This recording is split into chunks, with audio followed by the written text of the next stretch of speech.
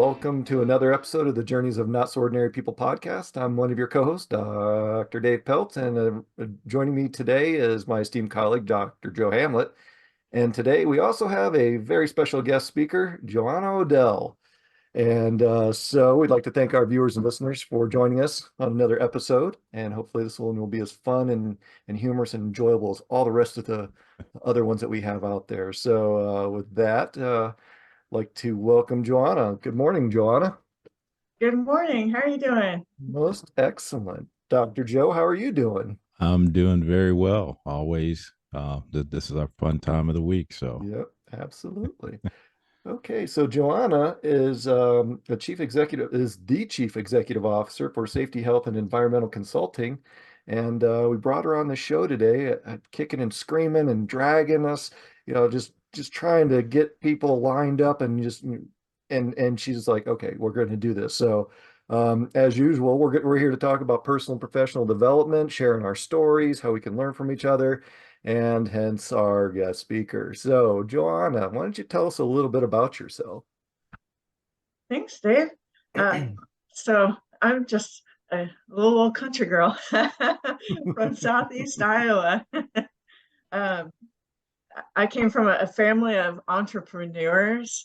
My mom, my dad, my brother, they all own their own businesses. My mom's got a seamstress business. My dad, he's got a construction company, general contracting and excavating. He's had for like maybe 40 years. And my brother, he has it's called On Track Construction out in Nevada, Iowa, outside of Des Moines. He's basically doing contracting and excavating himself. And I have a 23-year-old daughter. She's getting her doctorate in psychology. And wow. Yeah. So she just surprised me on Christmas night saying that she got engaged. I was like, woo, I saw that coming, but you can never plan for that. The train, the tunnel, the light. Right. Yeah. I was like, when's it gonna happen? And I was still shocked. So it was cute. She sent me a little video. Yeah, Pardon? congratulations. Congratulations. Thank you. Thanks. So yeah. So what was life growing up like in Iowa? Oh, it was awesome. My grandpa's got about 800 acres out there, and my dad taught us all how to ride motorcycles on the land. So he used to race, semi-professional when he was younger. And I remember the basement was just filled with all of his trophies. Wow. Wow. It was so fun. I don't think my Go down mom and play in the basement. Don't knock over any of my stuff. right? My mom was like, get this crap out of here. It's collecting cobwebs. We're like, oh, that's so cool. So we all learned to ride motorcycles and ATVs at a very, very young age. Here, I remember one day, so I'm number two out of six kids. And this April, my parents will have been married for 50 years. Wow. And, Wow. Yeah, Wow. yeah. So I remember one year, I don't know, I had to have been no older than 12, if even that. And my dad comes pulling up the driveway, and in the back of his truck, he had this little yellow Yamaha three-wheeler, and we're all staring at it, fighting, I think there was like maybe 3 or 4 of us gathered around the kitchen window, and mom was right there too. And we're all, what's that? What's that? Oh my God, is that for us? And she's like, calm down. Dad's coming in the house. Just wait, he'll tell us. We're all spazzing out. Go ahead. And Dad comes into the kitchen, and he's all just like grinning ear to ear. And we're like, can we ride it? We all go running out, like fighting over each other to get out the door and see the thing. That's funny. For shooting, he'd picked up this three-wheeler from, I think, the bank. It had been, I guess, repossessed or something, and he bought it from the bank. Okay. Oh, wow.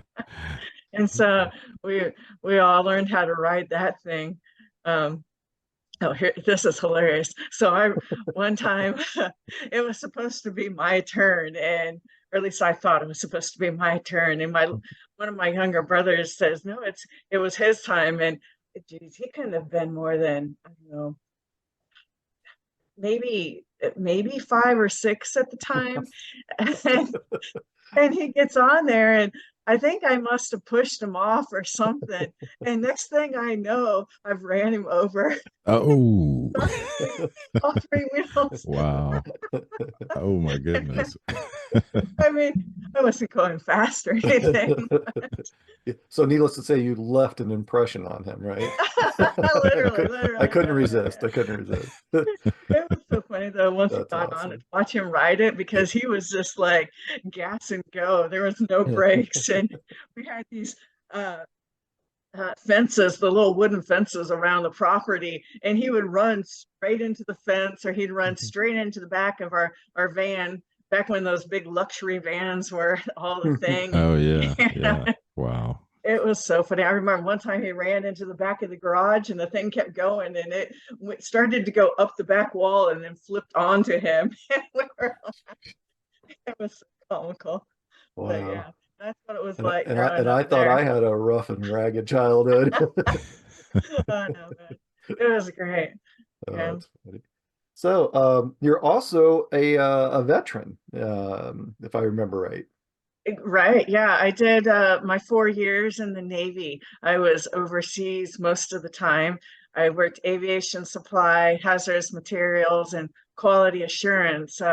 I was stationed out in Diego Garcia. It was a tiny little island out in the Indian Ocean. It was owned by the Brits, and it was beautiful. So while everyone else was attending college, that's how I got my start. I was It going sounds to, rough. yeah, right. I was like 18 at the time. Wow. Yeah, it sounds a lot So, worse than Hawaii, huh? yeah. So Uh, my college experience was quite different. I went to Central Texas College on this tiny little island. I remember, oh, here you go. Here's another good story. Uh, I was supposed to have a math test. I can't remember if it had to have been either like an advanced algebra. I don't think it was calculus. I think it was just like an advanced algebra class. But I remember we had a bunch of Navy divers there, and they were all pretty good with math. And this one guy, he was known for being a smart cookie, but he was also, everybody was drunk. You were in the military. I remember the next morning, well, I want to go it in the had to be. Navy and go to where you were stationed. So I think it was like a Sunday morning or something. I was trying to get ready, for a class that I had later on. And what was his name? I think his name was Steve. And I remember knocking on his door going, Steve, wake up. I need help with this. And he's still hung over, and he's like, what do you want? I'm like, I need you to like help me with my algebra. I don't understand this. He's all, he's still half drunk, showing me, advanced algebra. Wow. That's Yeah, I haven't thought about that in ages. yeah, the stories that we have. Yeah, and Yeah, sometimes forget. Yeah, yeah. yeah. So, So, talk to us about you said you went to college. Tell us a little bit about that. well, so because I was in the military, I bounced around quite a bit, and I was in 7 different colleges, 8 different campuses. I Wow. finally ended up graduating out in Albuquerque, New Mexico at College of Santa Fe. And um, I had been pregnant out when I was in San Diego State University, and I was going through environmental engineering at the time. And I remember carrying my daughter, and I had this. Uh, what class was it? It was surveying, and it's kind of mountainous out there in San Diego. And I was at Mesa No, I was at San Diego State University at the time, and I'd hike down to the bottom to go to the surveying class. And as soon as I got down to the bottom to, start sending up my surveying equipment, I'd have to hike all the way back up to the top because I had to go to the bathroom. You got some And I got some think, steps in, huh? oh my goodness, I totally Good did. But cardio. I was only what, like 25, 24, 25 at the time. And everyone thought that I was just a little bit overweight. And meanwhile, I'm showing up in pajamas because that's what you do, Wow. when you're in college. And I And you're was a hiking, tiny little. just hiking in your pajamas. I totally was. I was hiking in my pajamas,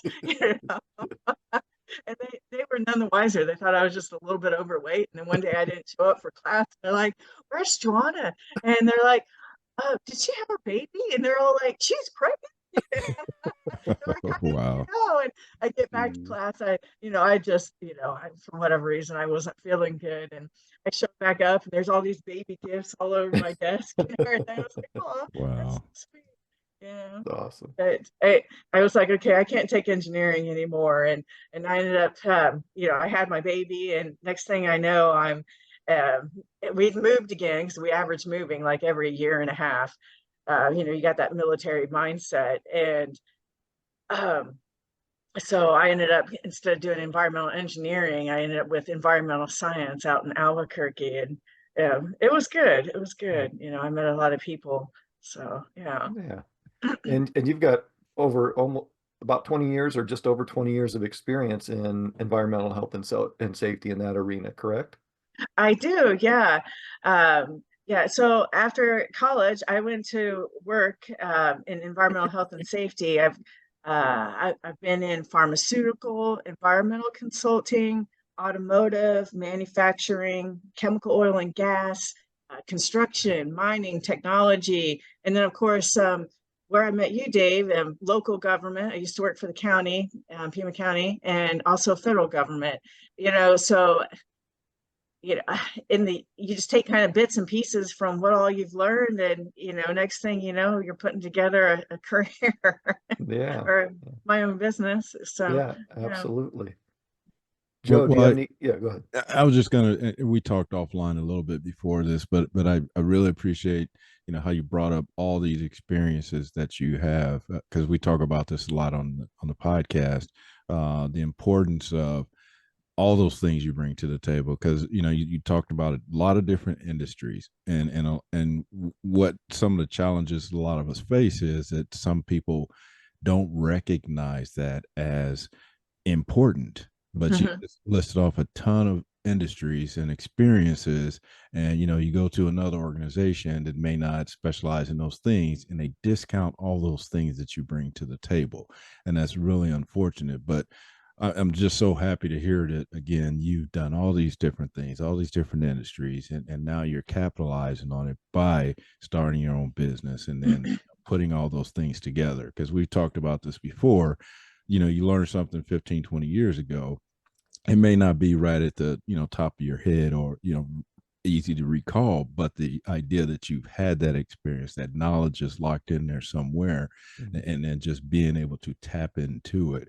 And so that's very, very, very cool that again you can say that you've done all these different things, different, even in the same in the EH&S area. You touched on other industries, and that's very powerful. But like I say, the challenge is with most people is on the other side of the table. If you're going for a job or in an interview, they don't really understand that. So I'm just glad you brought that up again. That you are not what most people are really labeled with what they see, and so you being able to explain that to people, being able to show that I bring all of this to the table, and if you're on the other side of the table and you can't understand that, then that's really not your problem. It's their problem. And Mhm. so a Right. lot of people we talk to, a lot of, that's the problem. But I really just want to highlight that the importance of, talking about all those things. And we talked about this too offline, storytelling, just telling people, who you are. Cause again, they're going to make their assumptions or have a bias just by what they see. And until you start 100%. Absolutely. So until you start telling them, explaining to them that they're going to actually see that. But I just wanted to highlight that because I thought that was very important. Yeah, thanks. Definitely. So, yeah, the great thing about environmental health and safety career field, and people think that it's huge. Well, it is, in that you're encompassing like 3 different career paths, but it is the entire career path is all of that. And then there's lots of one-offs, but that's what makes it great, is that I can bounce between different industries, and EH&S is the same from one thing to the next. You just focus in on different aspects. And so I've been able to keep, all of this information, and it's been great. But yeah, back to storytelling, you pick up bits and pieces from, everything that you do. And it's just a matter of, again, telling your story and making sure that what you're saying is received and heard, and how that skill set applies. So, yeah. And yeah, that's what I think it is really about. I was telling you. Yeah, I'm sorry, I'm going to interrupt. What are a couple of the challenges that you've encountered and overcome in your career?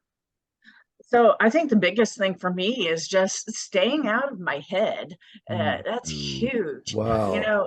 Yes. That's a good one. That's a topic right there. That's a topic. Absolutely. 100%, because Yes.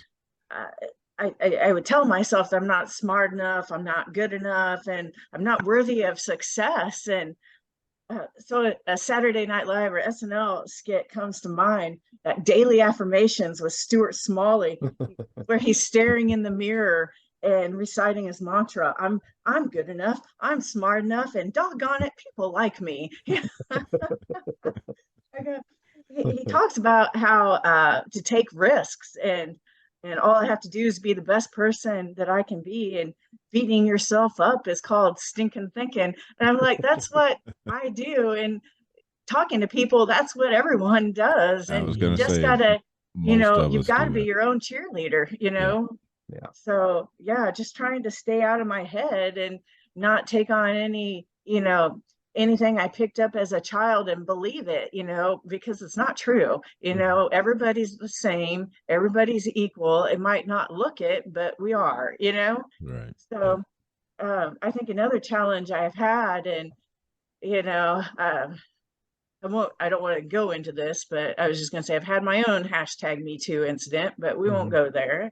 And then I've had my identity stolen, but again, we won't dive into that. Right.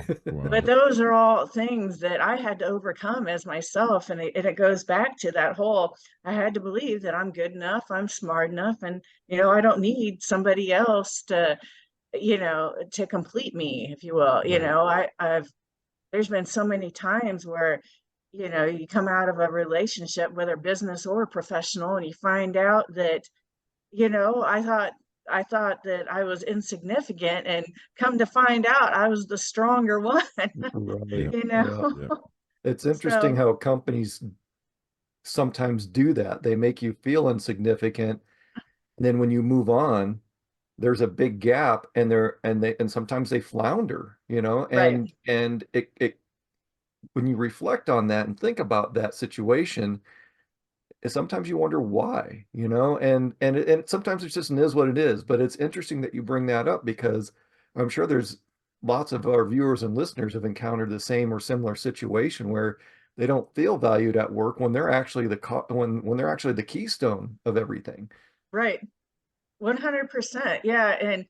And here I am, I've got this inner dialogue that's negative self-talk, and come to find out, and people are bad about giving positive feedback, but it come to find out, I've got colleagues that are like, oh my God, Johanna is, doing great at her job. And, I wouldn't normally, or, they look up to me, and that's not something that, I would have known had they just, happened to feel comfortable and said something. And I was like, oh, wow, really? You think that? Thank you so much. That just really boosted me, so it's kind of like, why is it so difficult or easy to tell people the negative stuff instead of the positive stuff that would, make all of us feel better and do so much better? We would excel. But we come from a society where, it's easier to, you have self-talk and you believe it, or negative self-talk and you believe it. And so that's what you put out into the world. Right. And Yep. and so obviously everyone else is doing the same thing. So I think if we can all just, have some inner peace and put out some positive things, then you'll get that back. And Right. Right. so tenfold. So I just believe that if everybody were to have inner peace, then we would have world peace. But you can't seem to get everyone to have inner peace at the same time. And if Right. you might have inner peace for a split moment. They say that all that inner dialogue and all of those like thousands of thoughts that race through your brain, you're supposed to be able to turn that off. But most people don't realize that you're supposed to be able to silence your mind. And I don't know a single person that can do that, So Sounds like Joe and I every week. Yeah, that is a difficult challenge yeah, to turn that off. Me and David talked about this. Probably said it on the episode. Sometimes it's hard for me to even go to sleep because, like you said, all those thousands of things are going through your head at one time, and so sometimes I wish I was really good at turning those things off. But for the most part, I'm just. I think for me it's because I'm open to the possibilities, and so I'm always thinking of what could be, and so I'm always just open to the I was at a point in my life where I would shut things off and not really pay attention to them, but now that's not me anymore, and so now I do welcome all these things in, and sometimes it does clutter your head. Yeah. right. But you're right though, if we could get to a point where we recognize that and that we understand where we are, that that self-awareness is key, and we talk about this a lot on the podcast, just that critical self-reflection. Even if you do have all those thoughts in your head or things like that, as long as you know who you are, where you're trying to go, then the clutter can be there and you can still kind of figure out how to get through it. But it still starts with that understanding of who you are, where you're trying to go, what you know believe in you can accomplish, the things you can do, setting yourself up for your own success, not worrying about what other people say. If you can get those things in your head, then again, no matter how much stuff goes through your head, how much other people disregard you and all those things, it doesn't matter as much because you've kind of gained that confidence in yourself of who you are and where you're trying to go. So it did, again, it's a challenge for most of us, but I think we can still manage it if we just think about what's important to us. And I think that's really what it comes back to. Yeah, Understand. 100%. I just don't think that, I mean, that's half the battle is knowing Yep. where you're going and what you want. Yeah. And I don't think a lot of people know what that is. I remember Absolutely. uh, I learned in a previous relationship about meditating, and I took this 8-week meditation-based stress reduction class, and they taught you how to meditate. And what I took from it was that it's quieting your mind. And I like to do triathlons and ballroom dancing. Oh And wow. Okay. Wow. yeah, and what I learned is I could be out there swimming, and that is a form of meditation to quiet my mind, Yeah. Yep. and it's just a matter of, just breathing and relaxing. And even laughter, belly laughs is supposed to be a great way to clear your mind and get the endorphins going, so yeah, I remember I was trying really hard to, you know, after some of the challenges that I had faced, I really needed to look inward just to, you know, believe that I was something special, Right. and Yep. Yeah. I remember I took some rock climbing classes, and I told myself that I wanted to go mountaineering. And on my bucket list is to climb a lot of these different major mountain chains. And I signed up to take this mountaineering class out in the Sierra Nevadas. And I paid like $900 to go to do this. And right before I was supposed to go do it, this was, it would have been like summer/fall. Well, it was going to be fall of 2021. Well, I ended up breaking my hip, doing Oh some wow. training. Wow. And yeah, I've now got 2 plates and like 7 screws in my hip. Oh And wow. so anyone that knows me knows I'm a very physically active person. Like I said, I'm an Ironman triathlete, and I do competitive ballroom dancing, and I like to rock climb and all of these things. And that that put me out of commission for 8 months. And so I'm Wow. now trying to, you know, get back and just, to where I'm fully capable of doing all of that stuff again. And I'm getting there. It's a slow Yeah, process, but sure. uh, during one of those training runs, I just happened to trip over an upheaval in the sidewalk. And next thing I know, I've dislocated my hip and I've fractured my Wow. acetabulum and the femur ball. Wow. But my takeaway was, you know what? Maybe I didn't need to uh, go Mm, mountaineering and, do something crazy to find inner peace, because at the time I just had a lot of things going on. And I thought that if I go hike the Sierra Nevadas and learn how to, climb Denali, I still have all of that on my bucket list. And I literally plan one of these days on hiking Mount Everest base camp. That's who I am. Yeah. mhm. Um, but I thought that that's how I was going to find inner peace and some enlightenment. And just again, after some of the challenges that I mentioned, I thought that that's what I needed. And then again, you go through some family crap and survive all of that. And you think, you know, so again, back to the, having peace of mind.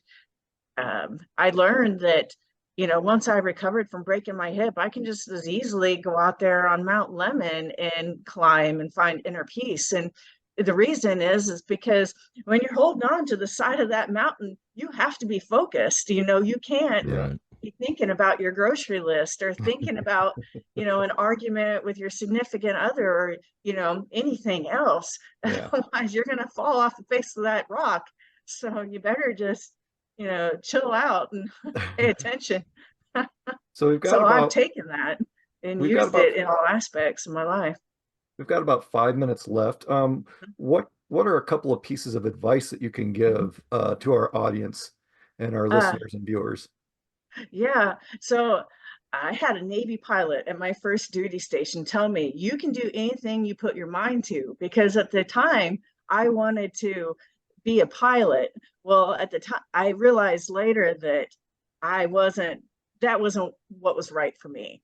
And then I later learned in my career to invest in yourself, Mm, put your Wow. money Yep. towards your own education, towards, improving and bettering yourself. Um, I know that I would have been much further along in my career had I taken out an education loan instead of waiting on previous places of business to pay for my credentials. Right. In the long run, I ended up paying for my advanced education anyway, you mhm. know. Right. And then uh, the third thing that's highly important to me is as an Ironman triathlete, their mantra is she believed she could, and so she did. I'm Mm, like, hurrah. I'm like, Right. right. you better believe it. And, they say anything you dream, you can do. You just got to put a plan in place and start doing it. So that's kind of been my my life, just tackling things, and no mountain is too high, and I'm going to go do Mm. it. And so this is now my third business, and I'm going to make it happen, come hell or high water. So So kind of yeah, like your third business mountain, if you will. exactly, 100%. Yeah, this is my third business. And the first one was, it was small, but it was successful. The second one, I learned a lot, but it was not successful. Mhm. And now here I am. I'm able to, combine everything that I've learned over 20 some years, and just push forward. So, and I've got a lot of great mentors that have been helping me, and I've joined my professional associations, and everybody's been great at supporting me. And if you can convey and tell your story, and have some compassion, then you'll do well. And just realize that nobody's better than anybody else, and take what you can from everybody along your journey, and sometimes Absolutely. it's about giving back, and you might meet somebody and they might need a piece of information that from you, and you might be able to learn something from them. Yep. And remember to always pay it forward. Yeah, that's So awesome. Yeah, yeah, that's awesome advice. I feel like it might be Buddhism, it might be Christian, it might be, any religion, but it's all the same thing, pay it forward, give back, and be kind, be good to one another, So, Right. yeah. Wow. Well, thank you, Johanna. Joe, any final thoughts?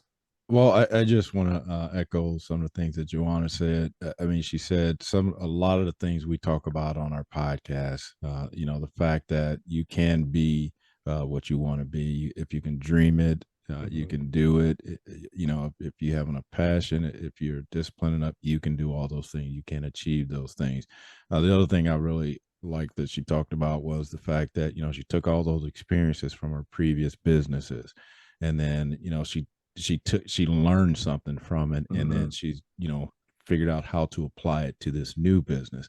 And again, that's some of the things we talk about on our podcast Yeah, all the critical time. Just reflection and yeah, yeah. just reapplying those things, those skills that you've learned, that knowledge you've gained, that experience, and applying it for what you're doing today.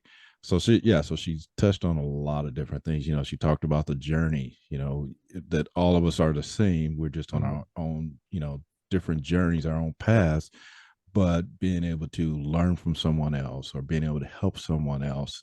Those again, all those things she talked about is summed up in everything she said in a lot of the episodes and a lot of podcasts we talk about. So I just want to thank you for coming to the podcast and sharing your story, your experiences with us, because that's what it's all about. It is Yeah. about helping people realize how similar we are.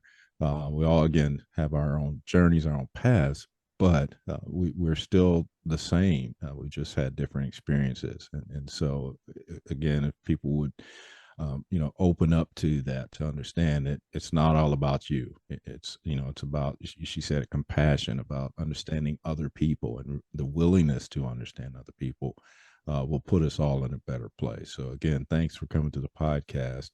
And that's all I have. Yeah. Thank you for having me. Yeah, absolutely. Absolutely. So with that, I'm not going to try to add any humor to diminish these wonderful pieces of advice. So with that, we'd like to thank our viewers and listeners for joining us for another episode of the Journeys of Not So Ordinary People. If you like what you heard and you feel it can benefit you or someone else, please give it a like, give it a share. The more people that see this, the more people that we can help. That's what it's all about. And until next time, keep on being your not so ordinary you. Thanks, Dave. Thanks, Joe. Have a You're good day. very welcome. Bye-bye.